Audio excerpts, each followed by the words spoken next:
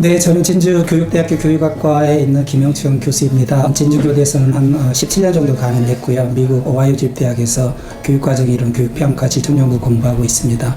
우리나라에서는 교육과정 분야하고 질적연구 분야에서 선두적인 역할을 하고 있고요.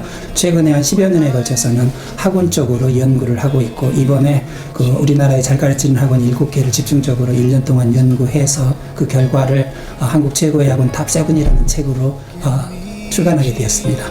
근데 이제 제가 미국에서 쭉 공부를 하면서 느낀 거는, 아니, 한국의 교육학자라고 한다면 한국의 그 학생들의 공부에 대해서 연구를 해야 되는데, 왜 대부분의 교육학자들하고 교육대학교 사범대학 교수들은 미국 이론을 갖다가 가지고서 수업을 할까? 그게 참 난감했어요.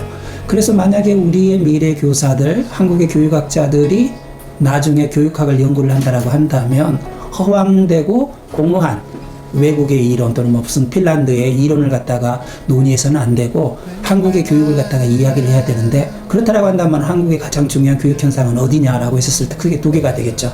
학교 교육하고 학원 교육이 되겠는데, 많은 학생들한테 그러면 그동안의 공부를 어떻게 잘 배웠느냐라고 했었을 때 오히려 의미 있는 교육적 경험이 학교보다는 학원에서 많이 배웠다라고 이야기를 하고, 또 많은 연구 결과 보고서가 학교보다는 학원이 더 잘 가르친다라고 하는 국제 연구 보고서가 있다라고 했었을 때, 당연히 학원에 대해서 연구를 갖지 않을 수가 없었기 때문에 아마 우리나라에서는 최초로 이렇게 학원에 대해서 연구를 하게 됐습니다. 따라서 서구에서 개념화시켜 놓지 않은 연구의 분야를 연구했다는 점에서 교육과정 분야에서는 탈식민적, 오리엔탈리즘 연구가 되겠고요. 한국적인 내에서는 이제는 조금 더 주체적이고 민족적이고 국지적인 연구가 되겠다라고 할 수 있겠습니다. 아니, 학생들의 발달의 2분의 1이 학교가 있고 나머지 2분의 1이 학원이 있는데, 나머지 학교만 가지고서 연구를 하고서 우리 아이들이 어떻게 성장할 것이라고 이야기하고 추정한다는 거 한다는 것은 매우 불충분하고요.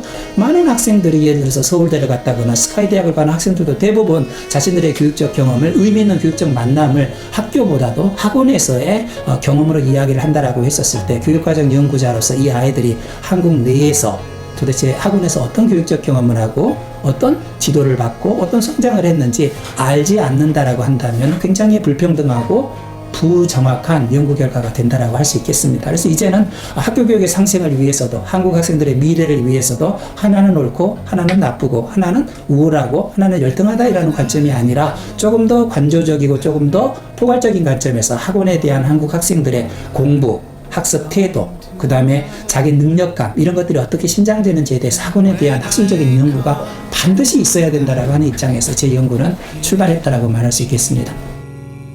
실제적으로 우리나라의 대부분의 교육 관련 연구기관들은 학원에 대해서 어디에서도 연구비를 갖다가 제공을 해주지 않는데, 우연히 저랑 연구를 했던 김필성 선생하고 그 포스코 연구재단을 알게 됐어요. 그래서 이제 대부분 대기업이 이윤을 갖다가 사회화한다는 차원에서 아시아 인문사회 연구과제라고 있는데요. 이 연구 프로젝트는 매년 동안 아시아와 아프리카, 동북아시아 학자들을 대상으로 해서 아시아 인문사회 문화에서 중요한 이슈를 갖다가 연구하는 사람들에게 연구비를 주는 프로젝트인데요. 학원이 도대체 학교하고 어떻게 다르고 어떻게 잘 가르치고 못 가르치느냐에 대한 연구는 없다. 그런데 이런 학원에 대한 이야기, 논의가 한국만 강조되는 것이 아니라 일본, 인도, 중국, 싱가포르는 더하다는 거죠. 그래서 그런 측면에서 연구 프로젝트의 일장에서 왜 한국 학원에 대한 연구가 아시아적 문화적 가치고 중요한 문화 현상인지를 갖다 잘 설득해서 어려운 심사 과정을 거쳐서 30대 1을 갖다가 통과를 하고 연구비를 받게 되었습니다. 따라서 이 연구는 무슨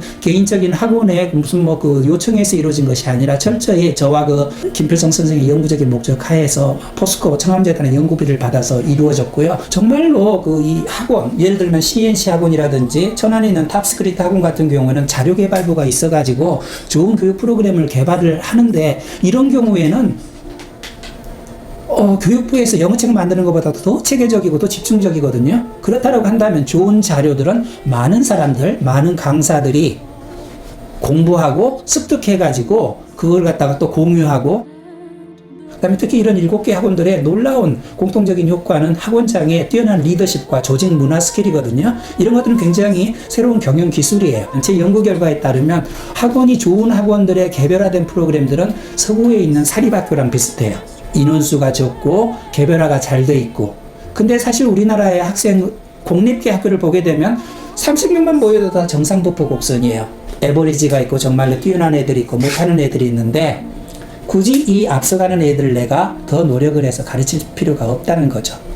근데 사립학교에서는 더 투자를 해주고 이런 애들을 따로 개별화 수업을 하고 반을 더 레벨을 맞춰주기 때문에 좋은 학생들이 더 앞으로 나아갈 수 있게 되는데, 그래서 만약에 학교 차원, 특히 중학교, 고등학교에서 개별화 또는 영재교육, 차별적인 교육 과정을 마련해 준다라고 한다면 학부모의 학교 공교육에 대한 만족도는 굉장히 높아질 것 같은데, 근데 일단은 그 학교 선생님들이 학원에 대해서 너무나도 모르고 있다는 거죠. 대중매체 인식 때문에 학원은 무조건 나쁘다라고 생각을 하고, 그 다음에 단기적인 지식, 지역적인 지식, 문제풀이만 가르치고 있다라고 생각을 하고 있는데, 그 전날 학원에서 애들이 무엇을 배워갖고 왔는지, 자기 수업에 대해서는 어떻게 생각을 하는지 알지 않고서는 자기 수업의 개선은 불가능하다는 거죠. 그래서 정말로 현실을 직시하라는 게 그건데요. 제 수업에서 학원에 대해서 이런 책을 읽게 하게 되면 너무나 충격적인 거죠. 일단 학원에 대해서 잘못 알고 있다. 그리고 충분히 알고 있지 않다. 그리고 학원 선생님들이 앞서가고 있구나. 그러나 조금만 변화는 자기 개인적인 내적 성찰을 통해서 이루어지기 때문에 제 수업에 듣는 학생들은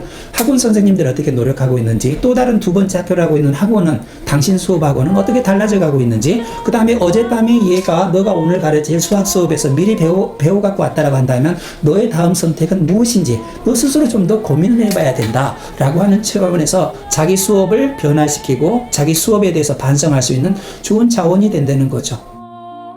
학생들한테 중간 과제를 내주면 결과는 놀라워요. 부정적인 건 거의 없어요. 굉장히 새로운 학습이 되었고 학원에 대해서 새로운 생각을 알게 되었고, 우리 학생들이 자신의 수업에 대해서, 학원에 대해서 어떤 경험을 갖고 있는지 굉장히 긍정적으로 이야기를 하고 있다는 거죠. 학생들의 2분의 1의 교육적 삶이 학원에서 이루어지는데, 학교 선생님이라고 한다면 너가 당신이 가르쳐야 할 학생이 학원에서 뭘 배우고 오고 무엇을 고민하고 있는지는 정확하게 알고 있는 상태에서 얘를 가르쳐야 되지 않을 것인가 라고 하는 차원에서 굉장히 학생들의 반응은 뜨겁다라고 할 수가 있겠네요. 저는 그 경북대학교 교육학과 사범대학교 그 박사과정을 수료를 했고요. 지금 뭐 진주교대 그리고 이제 뭐 그 경북대, 인제대 이런 데서 강의를 해왔고요. 그리고 교육과정을 이제 학생들에게 가르치고 있습니다. 제가 석사 논문을 학원 교육에 대해서 썼습니다. 제가 석사를 인류학과에 나왔었는데, 그때 제가 논문 주제를 잡을 때 일상적으로 이제 제가 가장 고민했던 부분이 학생들이 학원에 가는 거였거든요. 아침에는 학교를 가고 방과 후에는 학원에서 10시에서 11시까지 있다. 그래서 학원에서 아이들을 길거리에서 놀 자유까지 빼앗고 있다라고 이제 비판을 굉장히 많이 했었어요. 그렇게 비합리적이라면 어떻게 학생들이 잘 견딜 수 있을까라는 부분이 굉장히 궁금했고, 만약에 정말 학원이 어떤 학생들의 어떤 자유를 빼앗는 그런 것이라면은 그 당시에는 그렇게 생각했었어요. 이 학생들을 좀 해방시켜야 되겠다. 그래서 저는 인류학과로서 그 현지 조사라는 방법이 있습니다. 직접 그 학원에 가가지고 1년 동안 강의도 해보고 일주일에 3일 정도씩 교무실에 앉아가지고 학생들 지나가는 거 보고 수업하는 거 보고 밖에서 가지고 있던 생각들이 그 실제로 학원 다니고 있는 아이들 생각과는 많이 다르다는 것을 그때부터 알게 돼가지고, 그래서 굉장히 저도 충격을 받았습니다. 이 한국의 학원 교육이 첫 번째로는 굉장히 사회적으로 잘못 알고 있다는 점이 그때 명확히 알았고요. 또 그리고 이 학생들이 굉장히 주체적이에요. 자기가 학원에 다니는 이유가 명확하더라고요. 자기는 학교에서 어떤 점이 있고 자기는 무엇을 위해서 학원에서 어떤 학습기를 얻기 때문에 나는 학원을 가고 있다는 게 명확하더라고요. 학생들이 학원에서 인성을 버린다고 말을 하거든요. 일반 연구에서는 학생들이 학원에 다니기 때문에 이기적인 인간이 된다고 비판을 많이 해요. 그런데 학생들이 학원에서 뭔가 어떤 정서적인 충만감을 얻는 것을 이제 발견을 했었거든요. 사실 학원 교육이라고 하는 것은 굉장히 무거운 주제이기 때문에 쉽게 쓴다라고 해도 쉽지가 않았어요. 그래서 계속적으로 제가 읽고 고치고 또 다시 이제 개선하고, 그 다음에 또 이제 좋은 점이 다들 학교 선생님이기 때문에 A 연구자가 쓴 거를 B 연구자가 읽고서 또 고쳐주고 20에서 30장 정도 했기 때문에 충분히 드러내지는 못하고 주로 이제 프로그램, 뭐를 가르치고 있느냐 이런 데 이제 집중을 한 거죠. 그래서 이제 각 연구자들이 한 연구 장소를 선정을 해서 계속적으로 관찰하고 면담하고 뭐 전화 면담, 또 문서 분석, 그다음에 여러 가지 뭐 이메일 이런 통해서 자료를 한 다음에 그거를 스토리를 만들고 그걸 또 그리고 이제 김필성 선생 다른 사람 연구자들이 읽고 고쳐주고 이런 과정에서 만들어졌습니다. 많은 사람들이 혼동스러워하는 게 공교육을 통해서 경쟁이 이루어졌으면 좋겠다 그러는데, 아마 그 경쟁은 법적으로 마련해더라도 항상 다른 공간에서 내 아이를 어떻게 다른 애들보다 더 우월하게 만들게 할 것인가 준비를 시킬 거예요. 미국이나 영국이나 프랑스는 학원이 없는 대신에 뭐가 있냐면 출발부터 시작이 다른 사립학교가 있거든요. 제가 해보니까 한국의 좋은 학원들은 결국 제 마지막 대치기동에도 나와 있는 것처럼 서구에 사립학교 보내는 거랑 똑같은 거예요. 학원비로 따지면.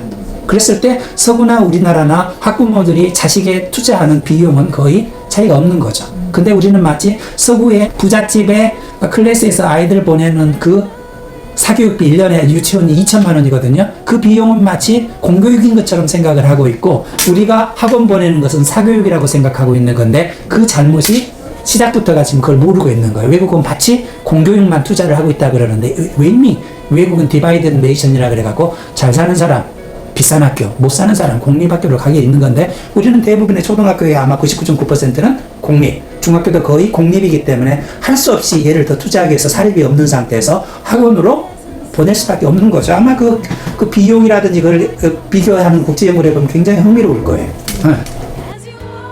그 다음에 이제 스타 강사에 대한 연구도 필요해요. 우리가 자꾸 스타 강사를 부정적으로 생각하지만 얼마나 그 여러 가지 조건 속에서 뛰어난 기법을 배운 거잖아요. 그리고 인정을 받았다라고 했을 때 어떻게 한국 학생을 잘 가르친가에 대한 노하우는 전 세계 교육학 이론에도 아무 데도 안 나와 있어요.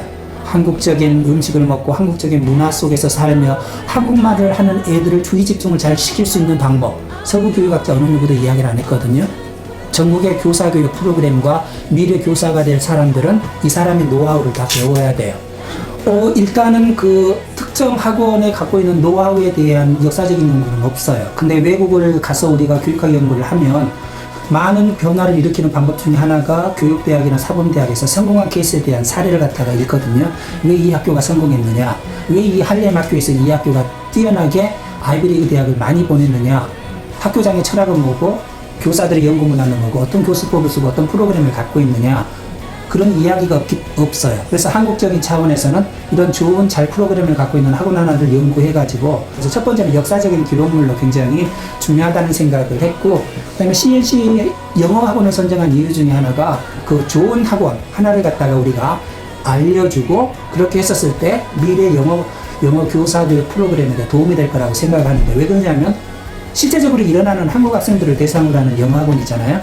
외국의 어느 영어 교재에도 한국 학생 영어를 가르치는 방법이 없어요. 그래서 물론 여기에서도 여러 가지 시행착오가 있었겠지만 그동안 10몇 년을 가르치면서 한국 학생들에 맞는 좋은 교수법이 뭐냐 이거는 하나의 딱 프로그램을 해놓게 되면 굉장히 국가적인 차원에서 영어 교육비에 들어가는 그 많은 웨이스트, 낭비, 비용 효과 측면에서 좋은 아이디어가 된다는 거죠. 그리고 이 CNC하고는 초등부터 고등까지가 일괄적으로 쭉 있고 여러 가지 퍼포먼스 중심이라든지 이런 것들이 굉장히 매력적으로 느껴서 반드시 기록으로 남겨야 될 좋은 연구물이라고 생각을 했습니다.